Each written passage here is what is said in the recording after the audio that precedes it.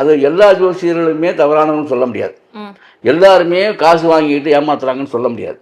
இங்கே சில பேருக்கு அறியாமலும் தெரியாமல் எல்லாமே எல்லாத்துக்கும் தெரியும்னு சொல்ல முடியாது. இப்போ நானே பேசுகிறேன், எல்லாமே தெரியும் அப்படின்னா பேசுகிறேன். ஏன்னா திருவள்ளுவனே கட்டுறது கைமணம்னு சொல்லும்போது மற்றவர்கள்லாம் எவ்வளோ சும்மா சாதாரண விஷயம். அதனால் நான் அந்த நீங்கள் சொல்கிற விஷயத்துக்கான பதில் இதுதான். அதாவது பரிகாரம் என்பது வாழ்க்கையில் இயல்பாகவே இருக்குது. இப்போ காலையில் நீங்கள் எழுந்துறீங்க, எழுந்தவுடனே கண்களில் முகத்தில் உங்களுக்கு என்ன விளைஞ்சிருக்கும், ஏதோ சம்திங் எந்திரிச்சோன்னே என்ன பண்ணுறீங்க நீங்கள்? அதை அகற்றுவதற்கு பரிகாரம் என்ன?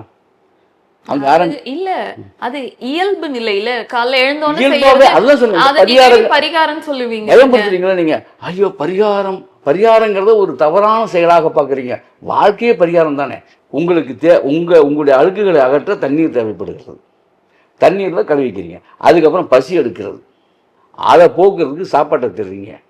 அதை போட்டால் தான் உங்களுக்கு பசி அடங்குது. வாழ்க்கையில் இரவு வரைக்குமே நீங்கள் தூங்கி விழிக்கிற வரைக்குமே பரிகாரம். அது மட்டும் இல்லை, தூங்குறதும் பரிகாரம் தான். சோர்வாகுறீங்க, உடலுக்கு அதுக்கு என்ன பரிகாரம்? படுத்தரணும். போய் சோர்வாயிட்டீங்கன்னா படுக்கணும்ல. மொத்தத்தில் பரிகாரம் என்பது இயற்கையாகவே செயல்பட்டு கொண்டிருக்கிறது ஒரு வகையாக.